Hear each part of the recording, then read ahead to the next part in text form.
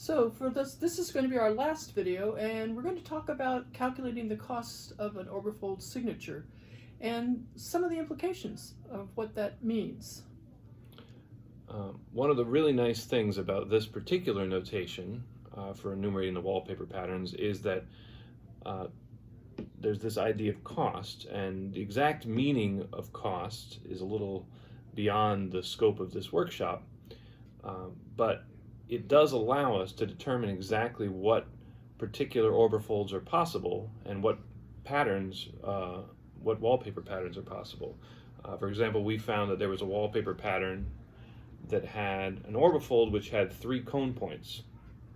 So you may wonder, maybe there's a wallpaper pattern that has an orbifold with 5 cone points.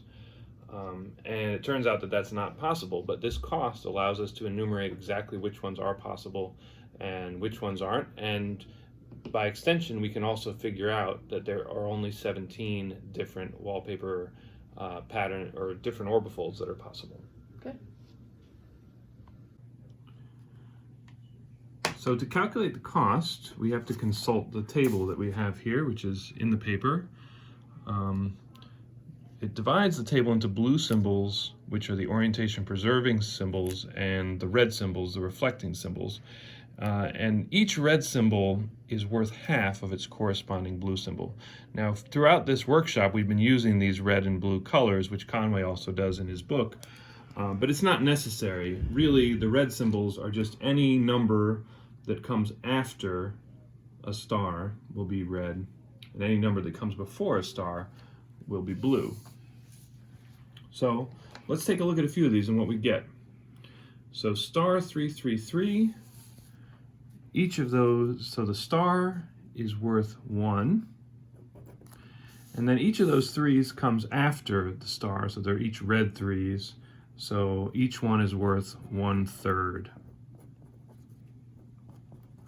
When I add them all up, 1 plus 3/3 gives me 2. So I would say the cost of this is $2. Now let's take a look at 333. In this case, we don't have the star, so these are all blue 3's, and so each one, according to the table, is worth 2/3. So I have 2/3 and 2/3 and 2/3. Add them all up, and I get a cost of 6/3 or $2. Let's take a look at another one that we did, which was 4 star 2. So that first 4 is before the star, so it's a blue number. So that one's worth 3/4. Then the star, again, is worth 1.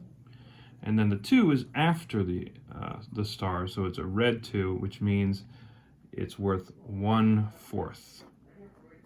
So we have 1/4 and 3/4 as a whole, plus one more, gives us a cost of $2. And we do start to see a pattern here.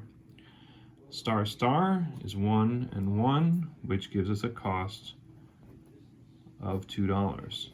So in each case, for at least these 4 examples, we got that the cost was $2. And it turns out that for every possible wallpaper symmetry group, the cost will be $2, and only those orbifolds that have, and those orbifold signatures that have exactly that cost are the ones that are possible. So this concludes this video, and in fact it concludes the workshops. So we hope that you will spend a little time figuring out what each of the orbifolds cost, and ask yourself why it might be true that these are the only ones. Yeah, that's it. That's it.